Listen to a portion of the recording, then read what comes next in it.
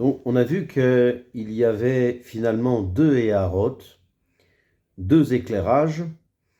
La première Éhara avait créé Za et Nougbe, tandis que la deuxième Éhara n'a participé que au retournement de Za et Nougbe, qui étaient dans une position de Achor Be'achor, en les plaçant, en pouvant faire en sorte qu'ils puissent se placer Panim Be-Panim. Et ça va introduire la suite du Maharu qui dit Aval Berech Bebechina Acheret, Lotikare Ela Bechinat Achor Be'achor, les filles Sheare Lo Igdila Rak Bebechinat Achoraim Kaniskar, Umimela הוא שהוחזירו פנים בפנים מאליהם. ובבחינה זו תהיה הערה זו פרוטה וגרועה מן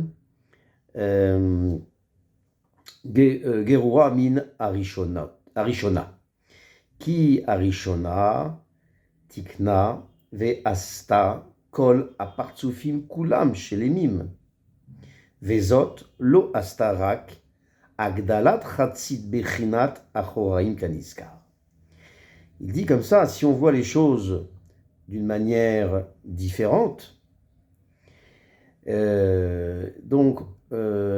ne va pas, on appellera que la Bechina de Achor, ça va ne s'appeler que Bechina Achor Be'achor. C'est-à-dire, donc, on a vu que le premier éclairage a fabriqué la moitié de Achor de Za et la moitié de Achor de Nougbe. Et donc, d'après ça, Za et Nougbe ont été créés et ont été créés par la Éhara Rishona, la première Éhara, et donc, et ils étaient des partsoufim chez les mimes. C'est-à-dire ce premier Éhara, cette première Éhara les a créés totalement. Et chacun avec Panim Ve'achor. Simplement, c'est que s'ils avaient intégralement Panim, ils n'avaient que Chatsi Achoraim. Ils ont été créés ainsi. Et si, donc, tandis que la Éhara Shnia, le deuxième éclérage, comme on l'a dit, donc qu'on va appeler Éhara Chadasha, donc ce n'est finalement qu'un agrandissement du niveau de Achoraim, donc c'est donc de Za et de Nougbe, comme on l'a indiqué, c'est que chacun a eu, avec le concours la deuxième Éhara, un Achoraim complet. Mais, donc, c'est que suite à ça, donc, ils se sont installés, Panim Ve'Panim, donc, suite à ça, donc, et de ce point de vue, cette Éhara, cette deuxième Éhara, cette Éhara Chadasha, est d'une madriga, d'un niveau plus petit que la première Éhara, parce que la première Éhara a créé les partsoufim de façon intégrale, à part que, comme on l'a dit, il n'y a eu que pour Za et Nougbe que Chatsi Achoraim. Parce que ce qu'il dit ici, c'est que la Éhara Rishona, la première Éhara, qui a donc éclairé au moment de la Tzilut, de la création de Za et de Nougbe, donc a fabriqué tous les partsoufim de Za et de Nougbe, lorsque donc ils sont devenus donc des, comme on l'a dit à plusieurs reprises, des partsoufim chez les mimes complets. Pourquoi ? Parce que grâce à cette Éhara Rishona, il y a eu Za et Nougbe, panim ve'achor, comme on l'a dit. Donc, comme on l'a dit, c'est que chacun avait Chatzi Achoraim, et ça, ce n'est que par le concours de la deuxième Ehara, la Ehara Hadasha.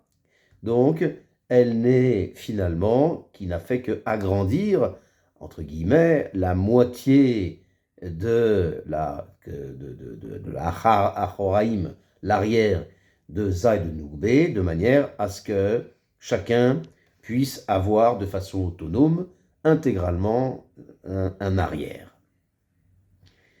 Alors, maintenant, dans le Mavo Sheharim, il est écrit que le Olam Hanekudim, le début du Olam Hanekudim, c'était Abba Veima qui se tenait dos à dos. Et ça, et à ce moment-là, le Keter a provoqué un Zivug Minéoubé, ce qu'on appelle Midéoubé, c'est-à-dire un Zivug par lui-même, simplement, c'est-à-dire par lui-même, c'est-à-dire sans qu'il y ait eu auparavant de Maasim Tovim, de la part des Tartonim, de la part des êtres les plus bas. Et donc, et ça également sans que ne montent les man, maïm, nougvim, les eaux féminines. Et le Keter, donc, a transmis à Abba, Veima et Ima les mochin qui leur manquaient, et les mochin, que sont chassadim et gvurot, et se sont complétés les achoraim de Abba Veima. Et grâce à ça, Abba Veima se sont retournés de façon panim dans le système de panim bepanim, face à face. Après ça, Abba a donné à Ima les 7 mélachim, les 7 rois, qui vont être appelés les enfants, les banim. Et il y a donc, il y a eu là-bas donc les maïm nougvim, les eaux féminines qui ont placé Abba Veima, donc qui ont alors là où ils étaient,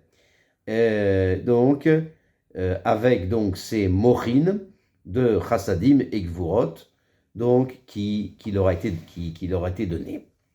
Et à partir du moment où puisque après la première fois, c'est impossible, après la première Ehara, donc c'est impossible qu'il y ait de zivug panim bepanim. Mais ce n'est que simplement par le concours de maïm nougvim, le fait que les eaux montent, que les 7 mélachim puissent être créés, alors il n'y avait pas de mort. Les mélachim étaient les enfants, et ils étaient ils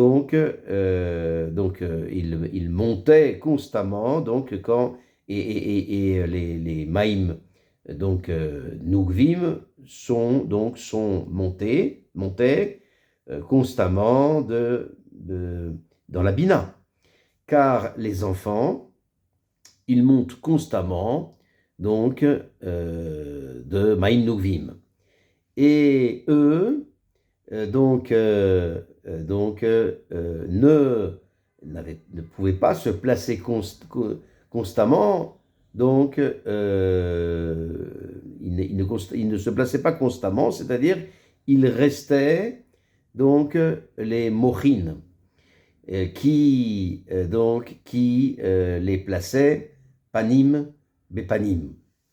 Cependant, à partir du moment où ces Shiva Melachim sont morts et donc sont tombés dans le monde de Bia, Bria, Yetzira, Asiya, c'est pour ça que Abba Veima n'a pas perduré.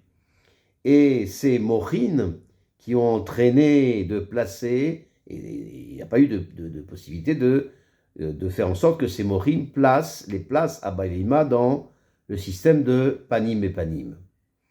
Et cette notion de chassadim et de gvurot de Abba Veima, Donc, ça fait que ça agrandit et a complété les Achoraïm. Et descendu également en dessous du carca de Hatzilut. Et Abba Veima donc se sont à nouveau retournés dans le système Achor Be'achor, c'est-à-dire dos à dos.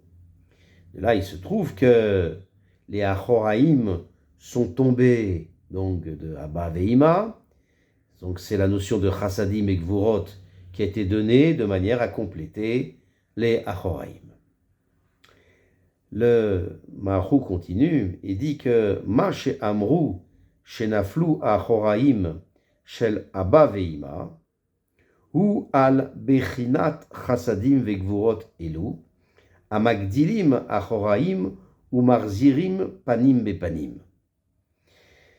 Et donc, voici que, après avoir fait cette petite introduction, que ce qu'on a dit, c'est que au moment de la mort des rois, qui alors ont fait tomber leur arrière des kélim au moment de la création des Nekoudim, qui ont fait tomber l'arrière des kélim de Abba Veima, l'intention c'est que ce n'était pas que tombent les Achoraïm de Abba Veima, et qu'il ne reste que la notion, et qui ne reste pas avec la Bechina de Panim, leur Bechina de Panim.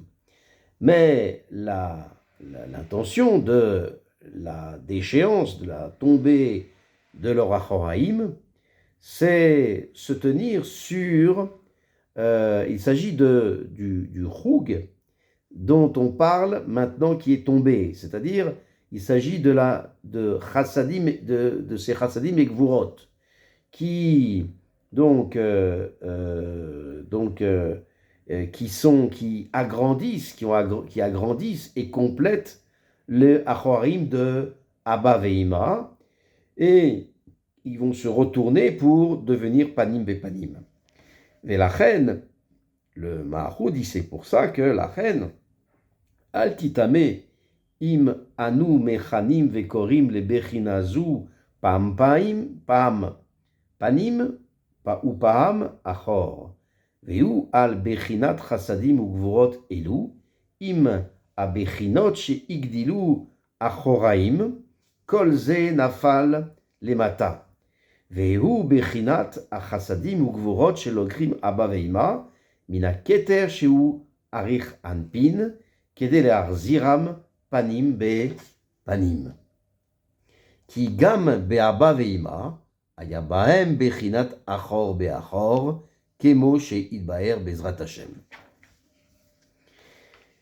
Le Maharu nous explique que c'est pour ça, il ne faut pas s'étonner si on appelle quelquefois cette notion de Chassadim et Gvurot, quelquefois du nom de Panim, ou bien quelquefois du nom de Achor.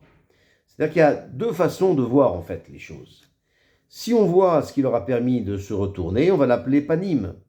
Cette lumière, on va l'appeler Panim.